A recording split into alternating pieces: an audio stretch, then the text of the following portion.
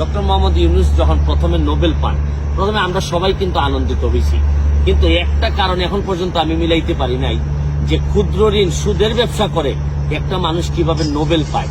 এবং আপনি আরেকটা জিনিস বাংলাদেশের বিবেচনায় আপনাদেরকে বলতে চাই, ক্ষুদ্র ঋণের ব্যবসা করে ব্যবসাতে ঋণ নিয়ে কেউ বৃহৎ হয়েছে আমার জানা নাই, অথচ ডক্টর মোহাম্মদ ইউনূসের মতো লোকরা ক্ষুদ্র ঋণের ব্যবসা করে এত বড় হয়ে গেছেন যে হিলারি ক্লিন্টনের মতো লোকের নির্বাচনী প্রচারণায় তারা টাকা পর্যন্ত তারা ব্যয় করতেছেন বাংলাদেশে থেকে।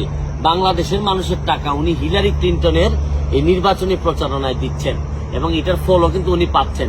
দেখেন এখন উনি 175 জন বিশ্ব নেতা নাকি বলছেন যে ইউনূস সাহেবের বিরুদ্ধে যে মামলা, এই মামলা স্থগিত করতে হবে।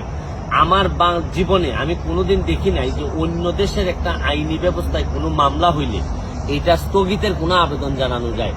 সর্বোচ্চ আমরা কি করি, আমরা বলি যে অবশ্যই যেন তাকে ন্যায় বিচার নিশ্চিত করা হয়, বা আমাদের যদি কারো আগ্রহ থাকে আমরা নিজেরা এসে, হিলারি ক্লিন্টন ওনারা কিন্তু নিজেরা এসে এখানে মামলা পরিচালনা করতে পারতেন। কিন্তু আমি পৃথিবীতে কোনো এইরকম সভ্য ব্যবস্থায়, সমাজ ব্যবস্থায়, গণতান্ত্রিক প্রক্রিয়ায় কোনোদিন আমি দেখি নাই যে কেউ আইসা আগেই বলে যে এই বিচার প্রক্রিয়া স্থগিত করতে হবে। শুনেন, আমি একটা জিনিস আপনাদেরকে বলি, এই দুঃসময়ে এখন যে সময়টা ক্রাইসিস মোমেন্ট, এই সময়ে আওয়ামী লীগের মধ্যেই আমি আওয়ামী লীগের যারা আছেন সবাইকে দাবি করব যে যার খুলস থেকে বেরোয় আসেন।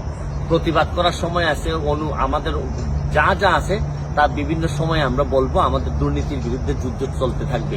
কিন্তু এখন মনে রাখবেন যে জননেত্রী শেখ হাসিনা, আমি বারবার বলছি যে উনি যদি না থাকেন তাহলে আমাদের মতো মানুষের প্রতিবাদ করার সাহসও থাকবে না, কারণ উনি বঙ্গবন্ধু কন্যা বলেই আজকে আমাদের এরকম প্রতিবাদ করার সাহস আমরা পাচ্ছি। শুনেন, দেশের মধ্যে দুই দলের মধ্যে বিভক্তি থাকতে পারে, কিন্তু আরেক দলকে পরাজিত করার জন্য বিদেশের যারা, আপনারা জানেন যে এই আমেরিকা কিন্তু ইতিহাসের পুনরাবৃত্তি।